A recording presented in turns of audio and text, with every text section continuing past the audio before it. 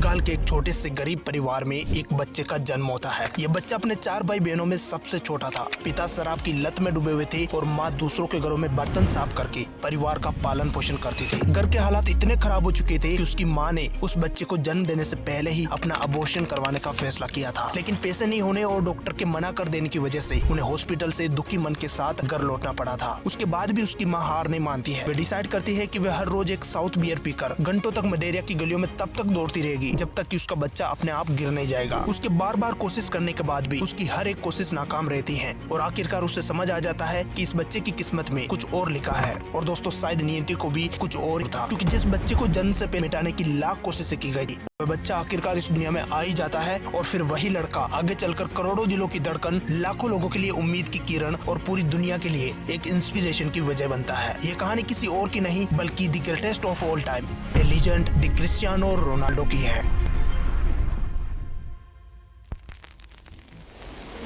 इस पूरी कहानी की शुरुआत होती है 1960 के दशक के आखिरी सालों में। क्रिस्टियानो के पिता होजे वेरियो को जबरदस्ती मिलिट्री सर्विस के तहत साउथ अफ्रीका के अंगोला शहर भेज दिया जाता है। एक ऐसी जगह है जहां लोग पोर्चुगल से आजादी के लिए लड़ाई लड़ रहे थे। वहां के हालात इतने बदतर थे कि सोल्जर्स को ऐसे ही मारने के लिए छोड़ दिया गया। उनके खाने पीने के कोई इंतजाम नहीं थे। मलेरिया जैसी बीमारियां सोल्जर्स को निगल रही थी। 18 महीनों तक मौत से लड़ते हुए रोनाल्डो के पिता आखिरकार अपने देश लौटने में कामयाब हो पाते हैं, लेकिन तब तक पोर्चुगल की हालत बहुत खराब हो चुकी थी। देश का इकोनॉमी पूरी तरह से डाउन हो चुका था और उनके पास ना कोई नौकरी बची थी और ना ही कोई गवर्नमेंट सपोर्ट। ऐसे हालातों के बीच होजे मलेरिया की सड़कों पर गुमसुम भटकते रहते थे, जिससे उन्हें धीरे धीरे ड्रिंकिंग की लत लग गई और जल्दी वे पूरी तरह से एल्कोहलिक एडिक्ट बन गए। आने वाले 10 सालों में उन्होंने अपनी पत्नी डोल्रेस सेंट अवेरियो के साथ 3 बच्चों को जन्म दिया और एक छोटी सी गार्डनर की जॉब करने लगे। लेकिन तकदीर ने फिर से खेल खेला। डोल्रोस चौथी बार प्रेग्नेंट हो जाती है। 2 वक्त के खाने के लिए भी स्ट्रगल कर रहे परिवार के लिए ये एक दुख भरी खबर थी। डोल्रोस नहीं चाहती थी कि उसके इस बच्चे की हालात बाकी 3 बच्चों की तरह हो, इसलिए उसने अपने परिवार के हित के लिए अपना अबॉर्शन करवाने का फैसला किया। लेकिन आर्थिक तंगी और डॉक्टर के मना करने के बाद वे डिसाइड करती हैं कि वे हर रोज एक साउथ बियर पीकर तब तक दौड़ लगाती रहेगी जब तक कि वे अपने इस बच्चे को दुनिया में आने से रोक नहीं लेती। लेकिन एक के बाद एक कोशिशें नाकाम होने के बाद फाइनली उसने भी ये स्वीकार कर लिया कि शायद भगवान ने इस बच्चे को बचाया है, क्योंकि इसके लिए कोई बड़ी किस्मत लिखी गई है। और फिर इस तरह से 5 फरवरी 1985 को सुबह 10:20 पर मलेरिया के सैन पेड्रो शहर में एक बच्चा जन्म लेता है,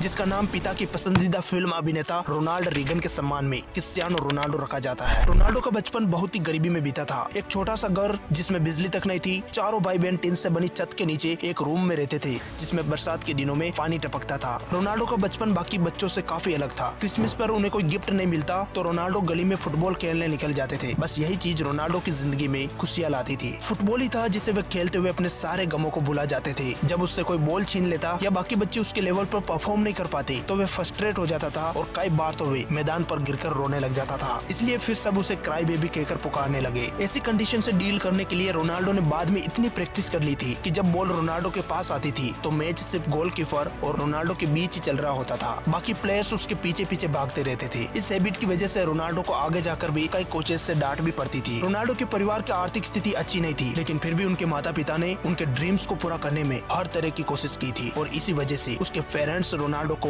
मात्र 7 साल की उम्र में अपने शहर के एक लोकल क्लब एंडोरिना फुटबॉल क्लब में दाखिला दिलवा देते हैं, जहां उसके पिता यूथ टीम प्लेयर्स के लिए किटमैन का काम किया करते थे। वे इस क्लब प्लेयर्स के जर्सी से लेकर उनके जूते मोजे और बॉल का ख्याल रखते थे, जिसकी वजह से बाकी प्लेयर्स रोनाल्डो का मजाक उड़ाते थे और उन्हें बुली करते थे। रोनाल्डो ने इन सब का असर अपने गेम पर नहीं पड़ने दिया, बल्कि इस तरह की सिचुएशंस ने उन्हें और ज्यादा मेहनत करने और अपने फैमिली की कंडीशन को सुधारने के